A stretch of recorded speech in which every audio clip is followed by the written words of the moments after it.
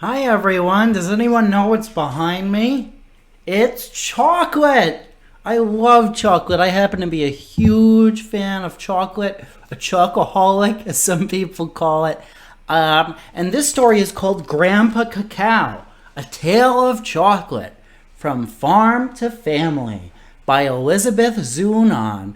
This story, we're going to learn all about chocolate production. Chocolate sure is yummy, but I wonder where it comes from. Maybe they'll have some answers for us. Let's find out, shall we?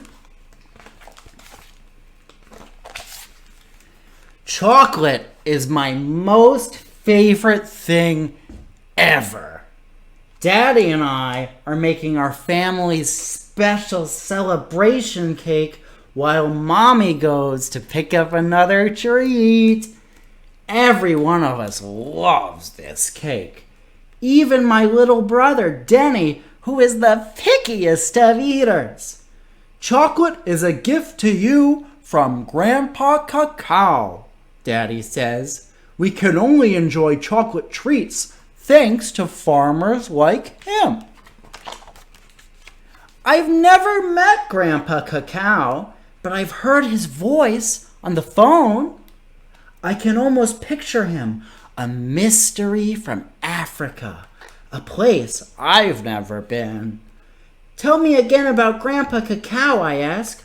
Are you like him? Am I?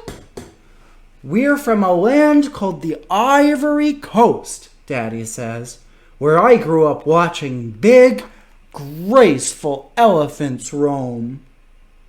It's where the air breathes hot and damp, thick with stories and music and the languages of people from tiny villages and big cities.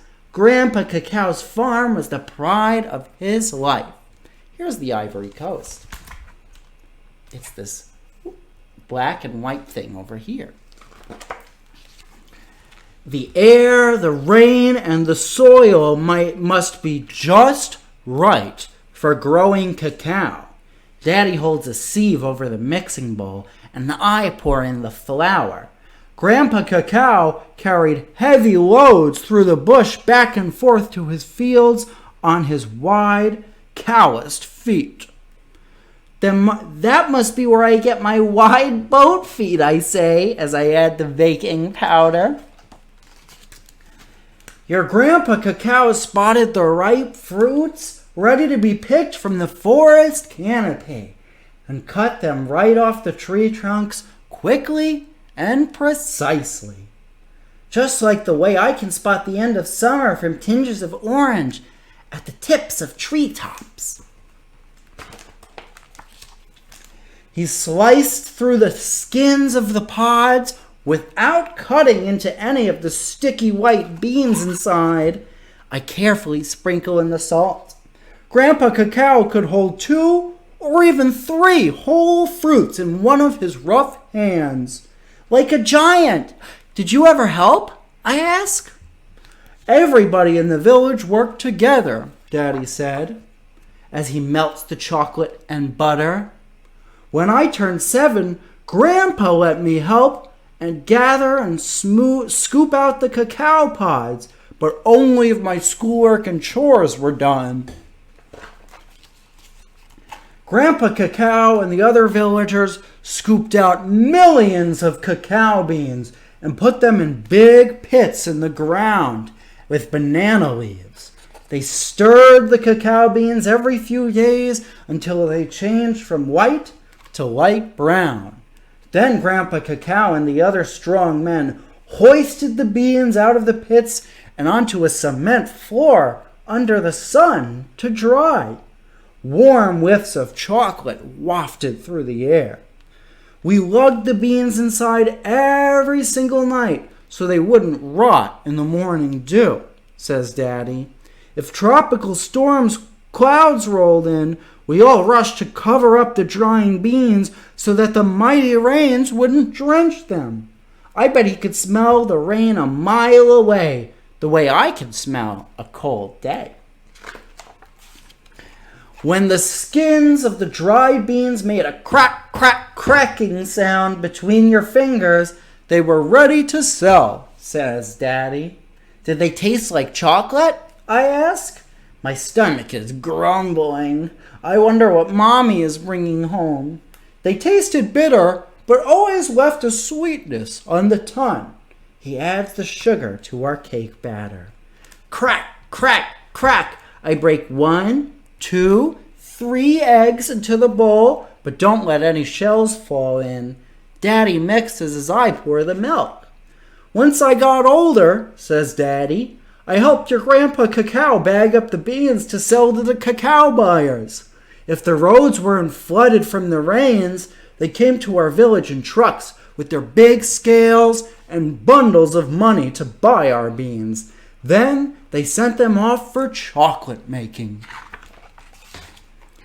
Once we sold our cacao beans, we dashed off to the Friday market. It buzzed with every farmer in town, eager to spend his hard-earned money.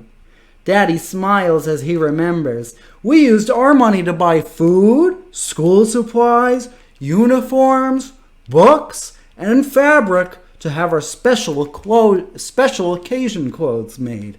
Your Grandpa Cacao and I always visited Grandma's fruit stall at the market for the surprise. I take over the mixing while Daddy greases the cake pan. I'm wondering if it's a new party dress that Mommy's going to get me. You know, you're a lot like your Grandpa Cacao. This makes us both smile. The batter smells more and more chocolatey. I'm getting so hungry. I wonder if Mommy's going to pick up that puppy I've been wishing for. Grandpa Cacao didn't eat anything chocolate himself, says Daddy, because it was a fancy and expensive treat. But the kids couldn't resist sneaking a taste of the pulp from the cacao fruits or the candy sweet drink we made from it. Daddy dips a finger into the bowl and has a taste. Candy sweet. He hands me the wooden spoon and I start to mix again, but my arms get tired fast. I help by licking the spoon. Almost done, says Daddy, as he pours the thick, gooey batter into the greased cake pan like a chocolate waterfall. I scrape the last of it in and think about Grandpa Cacao and all that he did to help make this cake. Daddy pops the pan into the oven and we wait. The batter rises and slowly bakes. I can smell the chocolatiness oozing from the oven and I can't wait to taste it.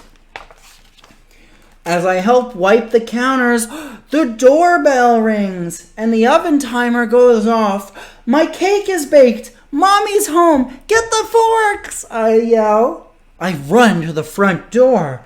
Mommy walks in with a hunched over man I've never seen. Happy birthday, he says to me with an accent that sounds like Daddy's.